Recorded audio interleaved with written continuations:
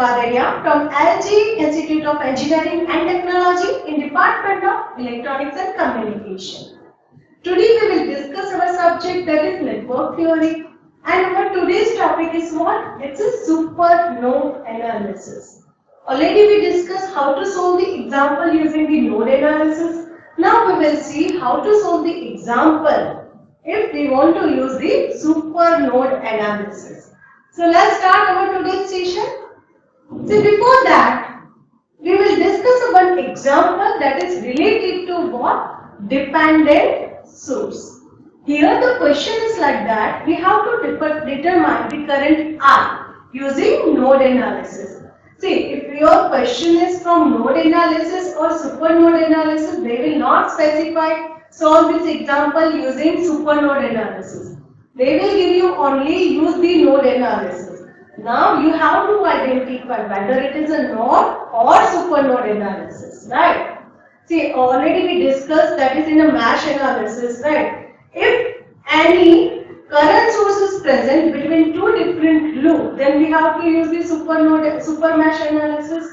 Likewise, here also there is a one thing. Based on that, we can identify whether it is a node or we can say it's a super node. Now here, see, it is the example of node analysis. How? You just identify the nodes. Okay, here we have a two node, and if any voltage source is present between two nodes, then that example is from super node analysis. Okay, but here we have a what? Current source. We don't have a voltage source between two nodes. So we can solve this example using simple node analysis. No need to use super node analysis. So here, as I said, first of all, identify the nodes. So here we have a two node. One is the V1, another is V2. Now you just apply the direction of current, because the node analysis basically based on what? KCL. So we have to write down the incoming current, that equal to what? It's a outgoing current. Now you just consider the node V1, and before that, here we want to find out the current I, and I is V1. See, I is what? It's a current through 5 ohm resistor. Okay, I that means current through 5 ohm resistor. And I that equal to what? That is voltage divided by the resistance. And we know that the voltage is what? That 5 ohm branch voltage is what? It's a V2. So we can say that I that equal to what? It's a V2 divided by what? It's a 5. Alright. Now we will write the equation for the node V1. So my incoming current is what? That is 4. Now that current will divide into the 3 different branches. Okay, so one by one we will write the current of that branch. Now you just consider the 10 ohm branch. Okay, one side voltage is V1, another side voltage is 0. Okay, it's a ground. So we can say, and you just check the current is always flowing from higher potential to lower potential. So V1 minus 0 divided by 10 plus 3R. It's already current, but it's what? It's a dependent current source. Because you just see the symbol. Symbol is what? It's a diamond. Diamond symbol indicates it's a dependent source. So plus 3R. And then last upper branch. That is 20 ohm resistor. So we can say V1 minus V2. Because the one end is connected with the V1, another end is connected with the V2. So V1 minus V2 divided by what? 20. Now let's solve this. Before that, you just put I that equal to V2 by 5. Okay? And then take the LCM. So here, 4 that equal to what? LCM is 20.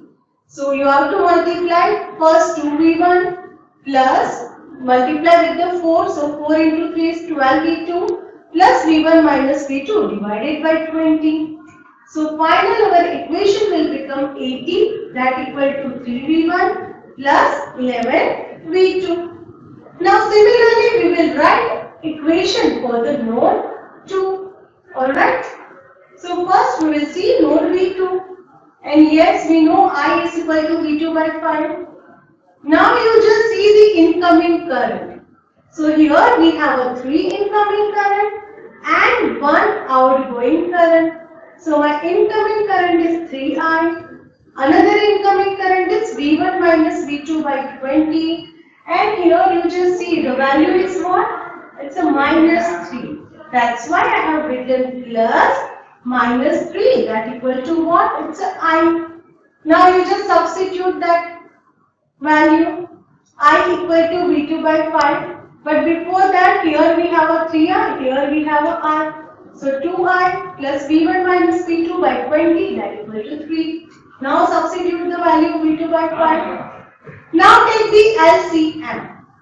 Here LCM is what? Is a 20. So 8V2 plus V1 minus V2 divided by 20, that equal to 3. Now when we solve this, then we will get it's a V1 plus 7V2, that equal to what? It's a 60. So now we have our equation, that is equation 1 and equation 2.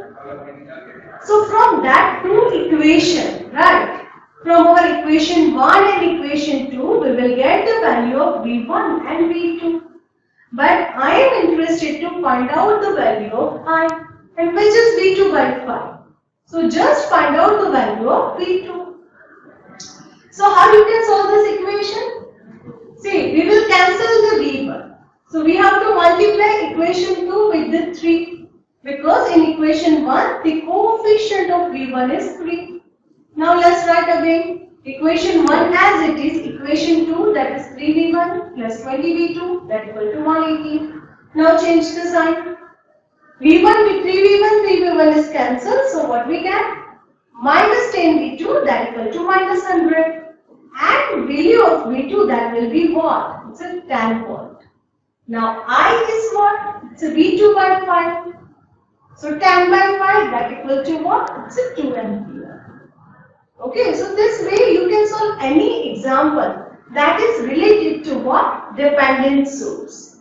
Now, see, we will solve this example. Here also, see, solve the example for this nodal voltage.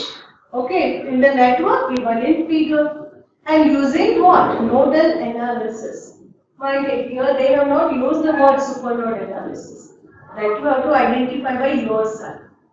As I said earlier, you just check.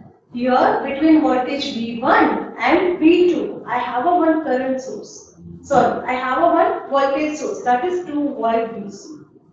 So whenever a voltage source is present between a two nodes, that means that example is from super node analysis. Then let's see how we can solve this. So first you just see the plus and that is connected with the V1 and minus and of the 2 volt source that is connected with the V2. Based on that you simple write down one equation V1 minus V2 that equal to 2. Okay. Now what do you have to consider? You have to consider, you just assume this short circuit instead of 2 volt DC. You just combine node V1 and V2. Then how we can combine? By assuming the short circuit in place of 2 volt DC. This way. See. Now you can directly write the equation by combining these two nodes V1 and V2. I just replace this 2 volt source with the short circuit. Now here how I can write the equation? First of all define the directions. Okay. So here the direction what? In a V1 2 branches are connected. In a V2 2 branches are connected. So when we write the equation by combining V1 and V2, total we have a 4 different terms. Alright. So what will happen? You just consider the incoming of V1 and V2 one side and outgoing of V1 and V2 that is other side. So first I am writing the income. So incoming current for the V1 is 1 ampere. And another is outgoing. So right now I am not considering it. Now you just see the V2. Now the incoming for the V2 is what? It's a 2 ampere. So I have write 1 plus 2. Now that equal to outgoing of the V1. That is what? It's a V1 by 2 plus outgoing of the V2. That is what? It's a V2 by 2. Alright. So what I have? Simplify this. 3 that equal to V1 plus V2 divided by 2. So it's a 6 V1 plus 6 equal to V1 plus V2. Now here also I have a two different equation. Just solve this equation, you will get the V1 and V2. To solve this equation, see, you can use any method. Okay, you can use the substitution method, or you can, if you want to use any matrix method, then you can use the matrix method. Anything, you just make a one subject, make the subject that equal to V2 and put the value in another equation. Alright, you can use any method. Then here simply I'll just do this. What V2 is cancelled, 2V1 that equal to 8, then V1 equal to 4 Now use the equation number 1. You just substitute this 4 in equation number 1. So what we get? 4 minus V2 that equal to 2. So V2 that equal to what? It's a 2 volt. Alright, so this way you can solve any example that is of super node analysis. Just keep in mind that you have to write down the two node equation together. Okay, you have to assume that voltage source as a short circuit. Okay, so I hope this session is clear. Thank you.